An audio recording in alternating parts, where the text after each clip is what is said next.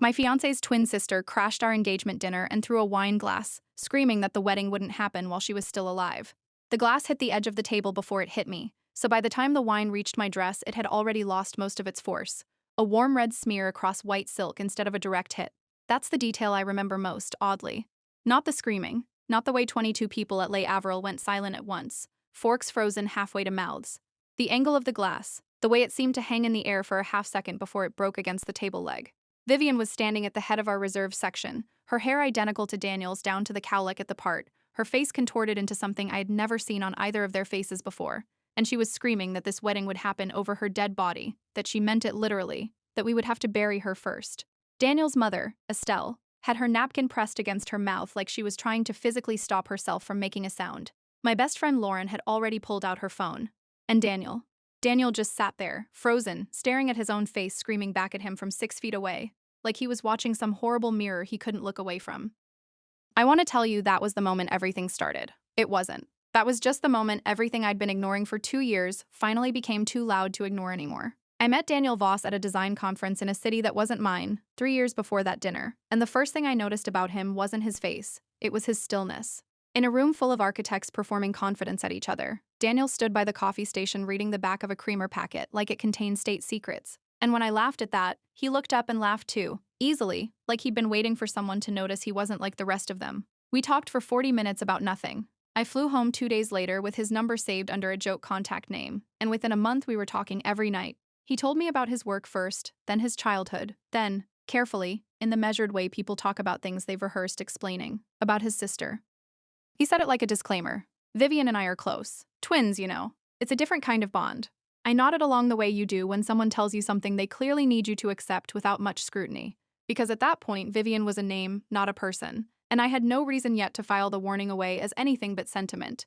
It took 4 months before I met her in person, at a birthday dinner for Daniel that she had. I would later learn, rescheduled twice to align with her own calendar rather than his. She hugged me for exactly as long as it takes to make a hug feel performative, stepped back, and told me I had the kind of face Daniel usually goes for, which is interesting. I didn't understand the comment then. I understood it 18 months later, standing in my ruined dress at Les Avril, watching that same face scream at me from across a table.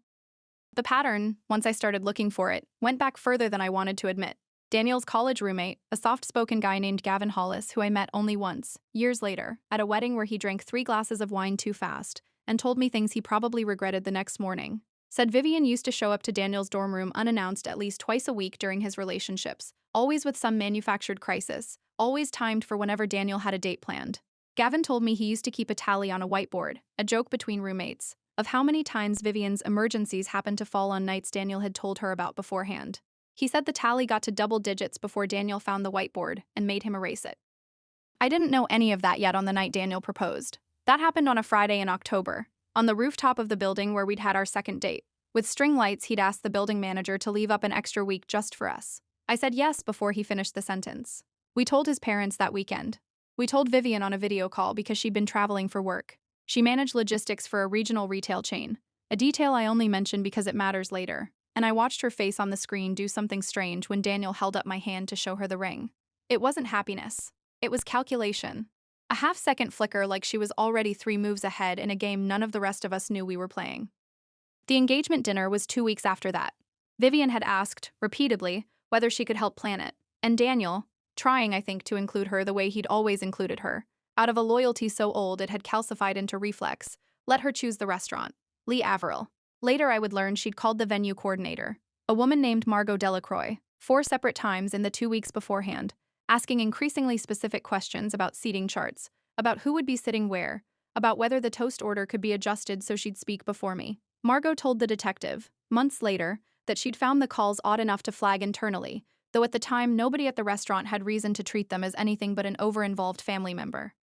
So that's the dinner you already know the ending of. 22 guests. Vivian seated, per her own request, directly across from me. Daniel's toast, warm and a little clumsy, about how he'd never believed in finding one person who made sense of everything until he met me. And then, halfway through my own toast, Vivian standing up so fast her chair scraped the floor loud enough to cut through my voice, saying, no, screaming, that none of this was real, that Daniel didn't get to decide this without her, that this wedding would happen over her dead body, and then the glass, arcing across the table, catching me on the shoulder before it shattered. Security walked her out.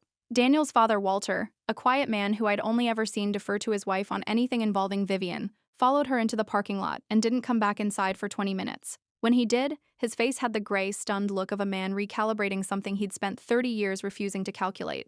Estelle stayed at the table, one hand flat against her chest like she was holding something in. Daniel apologized to me 11 times before we got home that night. I counted, not out of pettiness, but because I needed something to hold on to that wasn't the sound of wine hitting silk. He kept saying she wasn't like this, that something must have happened, that she'd never.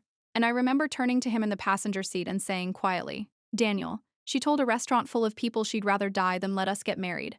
What version of her would you like me to be waiting for instead?" He didn't have an answer. That was the first night I understood that whatever this was, it wasn't going to be solved with an apology and a good excuse. It was going to require someone to actually choose. The days after the dinner moved in a strange, suspended quiet, the kind that precedes a second storm, rather than signals the end of the first. Vivian didn't call. She didn't text. For 4 days, nothing. And I let myself believe, briefly, that shame had done what none of us could, that some part of her had looked at the wreckage of that night and pulled back. Daniel started seeing a therapist that week, a licensed clinical psychologist named Dr. Priya Nandakumar, who specialized in enmeshed family systems. On the recommendation of Lauren's husband, who'd gone through something distantly similar with an overbearing parent. Daniel came home from his first session looking like someone had reached into his chest and rearranged the furniture. He told me Dr. Nandakumar had asked him a single question that undid him, whether he could remember a single major decision in his adult life he'd made without first calculating Vivian's reaction to it. He'd sat in silence for almost the entire 50 minutes trying to answer it. The quiet broke on the 5th day. I was at my desk at the marketing firm where I worked, mid-conversation with Lauren about seating logistics for the wedding we now weren't sure would happen, when my phone lit up with a text from an unknown number. It read, "You have no idea what you're taking from him. I hope you're happy." I didn't respond. 10 minutes later, another. "He's going to realize what he did. He always does." Then, at 2:14 that afternoon, a photo, an old one, Daniel at maybe 17, arm around Vivian at what looked like a school dance, both of them laughing at something outside the frame. With no caption at all, I forwarded all 3 to Daniel. He called the number back immediately. It went straight to voicemail, an automated message with no name attached. We assumed it was a burner. Detective Renata Kowalski, when we eventually brought her the full timeline, would confirm exactly that. A prepaid phone purchased with cash at a drugstore 2 miles from Vivian's apartment, the receipt for which turned up much later in a search we didn't yet know we'd need. That was the first loop. Strange contact, followed by our shaky rationalization. Maybe it's someone else, maybe it's a mistake. Followed swiftly by proof that no, it wasn't a mistake at all, because 4 days later, Vivian showed up at the venue where we'd started scouting for the actual wedding, a converted barn 40 minutes outside the city, and told the coordinator there, with total composure, that she was helping coordinate on behalf of the family and needed to see the available dates. The coordinator, confused, let her look at the booking calendar before Daniel got a panicked call from the venue's owner, asking why 2 different women claiming to represent the same wedding had called that week. Daniel's physical reaction to that call was the kind I hadn't seen from him before. He went white, sat down hard on the edge of our bed, and didn't speak for almost 10 minutes. And when he did, his voice came out smaller than I'd ever heard it. We drove to the venue that evening and asked them to remove Vivian's name from any contact list associated with our booking. It felt, briefly, like a fix. It wasn't. It was just the end of the first loop. The second loop started with something that seemed almost sweet, which is exactly how these things are built to work. Estelle called Daniel a week later and asked if we'd consider having Sunday dinner at the house. Just family, to talk things through like adults. We went, cautiously, because Daniel wanted to believe his mother capable of drawing a line, and because some small, tired part of me wanted to believe it too. Vivian wasn't there when we arrived. She showed up 20 minutes into the meal, unannounced, sat down at the empty 4th place setting like it had been left for her, which we later learned it had, because Estelle had set the table for 4 without telling either of us, and spent the entire dinner talking directly to Daniel as though I weren't in the room. She brought up a memory from when they were 9, a story about a treehouse and a broken arm and how she'd stayed with him in the hospital the whole night because their mother had to work. Estelle nodded along fondly. Walter said nothing. I sat there watching Daniel's face soften, inch by inch, under the weight of 15 years of shared history being deployed against him like a slow, patient argument. And by the end of the night, he was laughing at one of her jokes, and I felt something cold settle in my stomach that had nothing to do with the food. In the car afterward, I asked him gently whether he'd noticed what had just happened. He got defensive, said I was reading too much into a normal family dinner, that Vivian had a right to reminisce about their childhood, that I didn't understand what it was like to have a twin. I didn't push it that night. I regret that now, a little, though Dr. Nandakumar later told me regret over that specific silence wasn't useful. that these systems are built precisely to make the people closest to them doubt their own read of the room, and that my hesitation wasn't a failure, it was the system working as designed. The third loop came with teeth. 2 weeks after the dinner at Estelle's, I came home to find our apartment door unlocked, though I distinctly remembered locking it that morning. And inside, on our kitchen counter, a small stack of mail that hadn't come through our building's mail slot, Vivian's mail, addressed to her own apartment across town, sitting neatly on our counter like she'd simply dropped by to leave it there. Nothing had been taken. Nothing had been damaged. That was almost worse. It meant someone had been inside our home with no purpose except to prove they could be. Daniel, when I called him in a panic, drove home from work early, checked every window, and found nothing forced, which meant she'd used a key. A key Daniel had given her years earlier, for emergencies, back when he lived alone, and she was the person he trusted to water his plants. He'd forgotten it existed. That night we changed the locks ourselves, at our own expense, cash paid to a locksmith who arrived at 9:40 p.m. and didn't ask questions, and Daniel stood in the doorway afterward holding the old keys in his fist so tightly the metal left marks in his palm. We called the police for the first time after that. It did not go the way either of us expected, and this was the beginning of what I'd later come to think of as the second betrayal. Not Vivian's, but the system's. The responding officer took our statement politely, wrote down the details, and told us that without proof of forced entry or theft, there wasn't much they could charge her with, that an old key and some misplaced mail, upsetting as it was, sat in a gray area between family drama and a prosecutable offense. He suggested we consider a civil matter, a restraining order, if it continued. It felt in that moment like being told a fire wasn't a fire yet because the whole house hadn't burned down. I remember Lauren, when I told her, going quiet in a way she rarely did, and then saying, carefully, that she wasn't surprised, that the systems built to protect people rarely move until there's a body count, figurative or otherwise, and that we needed to start building our own case whether or not anyone official believed us yet. That's when we started keeping records. Every text, screenshotted and dated. Every incident, logged in a shared document with times and witnesses. It felt paranoid and clinical, and completely necessary. And it was Lauren, not either of us, who suggested we bring in someone with actual training. She knew a family law attorney, a man named Felix Bramwell, who'd handled 2 prior cases involving exactly this kind of pattern. Sibling-based stalking dressed up as family devotion. Cases that rarely made headlines because they didn't fit the shape people expected stalking to take. Felix Bramwell's office smelled like old paper and stronger coffee than either of us had had all week. He was maybe 60, unhurried in a way that felt deliberate rather than slow, and he listened to our entire timeline without interrupting once, taking notes in a font of handwriting so small I couldn't read it upside down. When we finished, he set his pen down and said something that I still think about. He said the hardest cases weren't the ones with the most dramatic evidence. They were the ones where every individual incident looked small enough to explain away, and the only thing that proved the pattern was the pattern itself, laid end to end. He told us to keep documenting, to get a doorbell camera if we hadn't already, and to be prepared for the fact that institutions, police, even some family members, would likely continue treating this as over-involvement rather than obsession for longer than felt tolerable. He was right on both counts, and being right didn't make either count easier to live through. The fourth loop arrived at my own workplace, which was the first time Vivian's reach extended somewhere Daniel couldn't shield me from it all. I got a call from HR, not my company's, but a temp coordinator who worked with a vendor we used for event staffing, asking to confirm some unusual questions a woman claiming to be my sister-in-law had asked about our upcoming office holiday party, specifically about the date, the venue, and whether the fiancé would be attending with a +1. I hadn't told Vivian a single detail about that party. She'd found it, we later confirmed through phone records Felix subpoenaed, by going through Daniel's email on a shared family cloud account they'd set up years earlier for photo storage. An account Daniel had also forgotten still existed, still synced, still quietly leaking our calendar invites into a shared folder Vivian checked, according to access logs, an average of 11 times a day.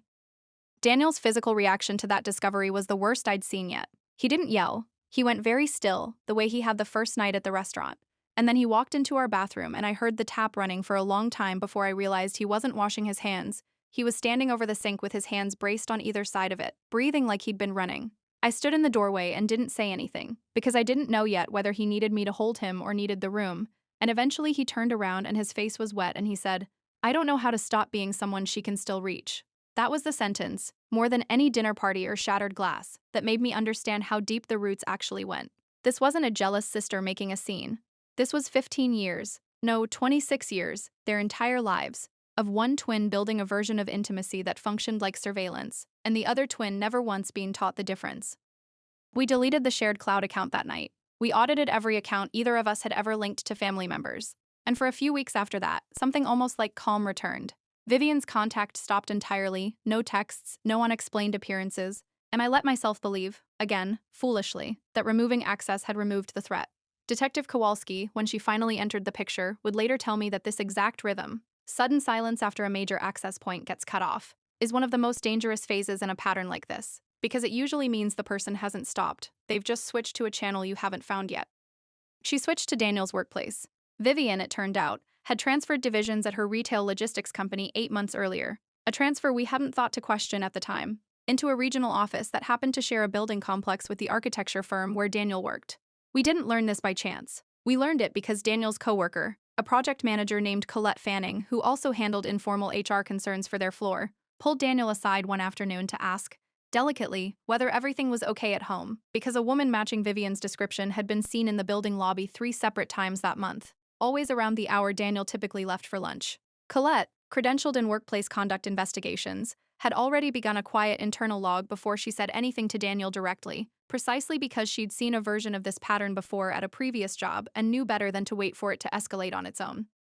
That was the threat pulse that told us the silence had never meant safety. It meant she'd found a new door. Daniel confronted her directly for the first time 2 days later, in the parking garage of his building, a conversation Colette witnessed from a distance and later corroborated in a written statement. He told her, according to both their accounts, that she needed to stop, that this wasn't love, that whatever she thought she was protecting by doing this, she was destroying instead. Vivian's response, word for word as Colette remembered it and later repeated to Detective Kowalski, was, "You don't get to decide what we are just because you found someone new to decide it with." Daniel came home that night and told me he finally understood, in his body and not just his head, that this had never been about me specifically. I had just been the latest person standing where she believed only she was allowed to stand.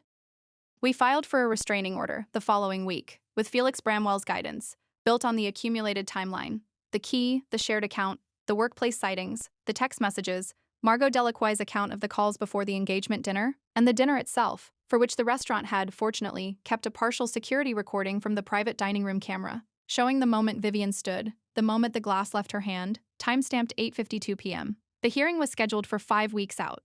5 weeks felt, at the time, like an unbearable length of exposure. It turned out to be the length of time it took for the story to get so much worse that the restraining order almost became beside the point. The fifth loop was the one that finally forced institutions that had shrugged at family drama to sit up and pay attention, and it started with a phone call from a number I didn't recognize. At 11:40 on a night when Daniel was out of town for a site visit, a woman's voice, not Vivian's, careful and a little shaky, introduced herself as Vivian's downstairs neighbor and said she was calling because she'd overheard something through the shared wall that troubled her.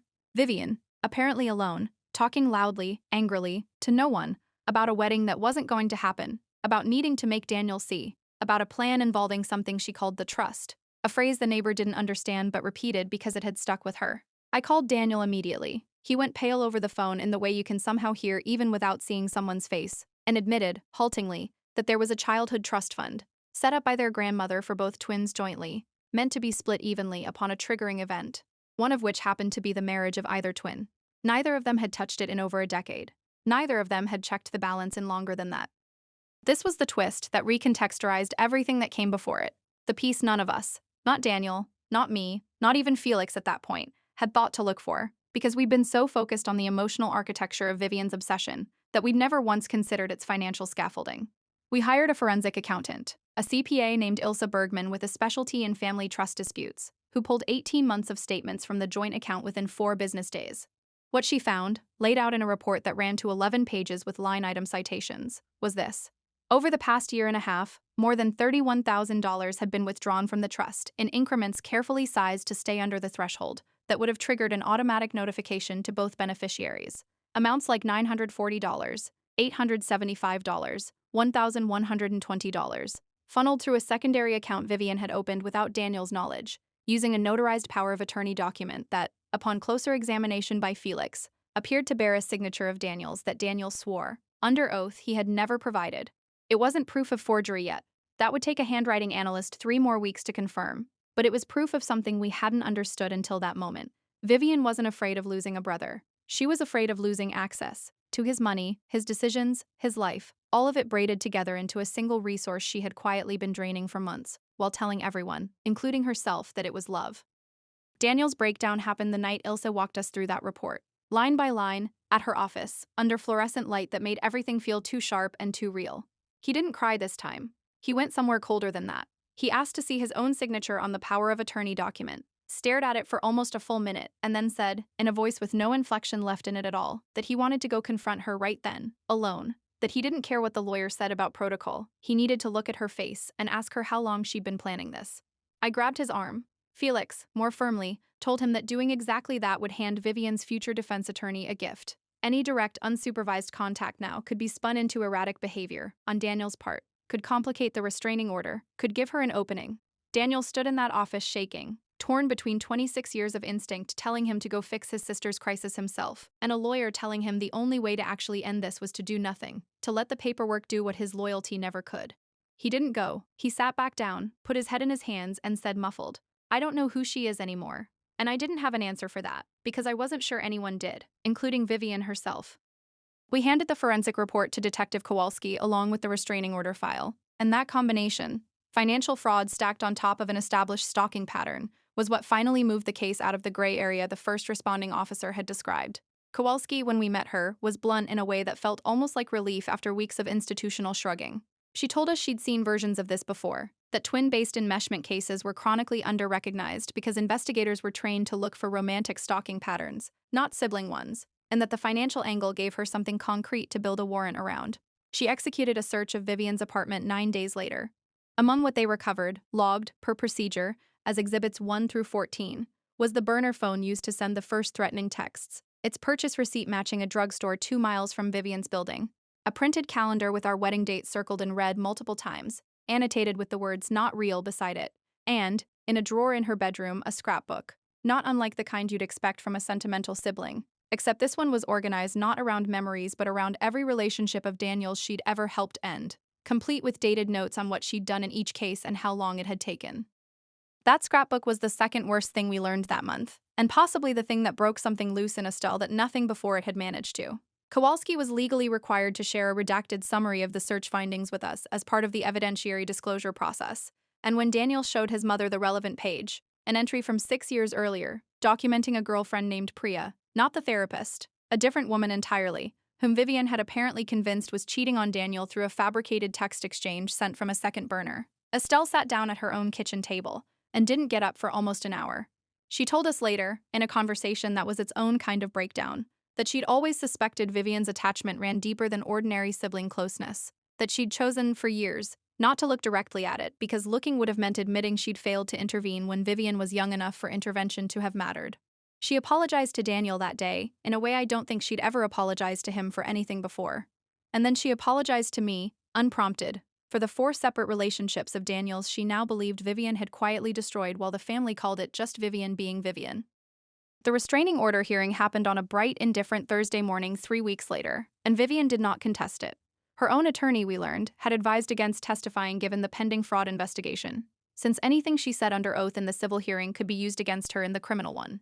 The order was granted. 500 feet, no contact, no third-party contact, effective immediately. Vivian sat through the entire proceeding with her hands folded and her face doing that same unreadable calculation I'd first seen on a video call 18 months earlier. And when the judge finished reading the order, she looked directly at me. Not at Daniel, at me. And something in her expression finally cracked into something almost like defeat.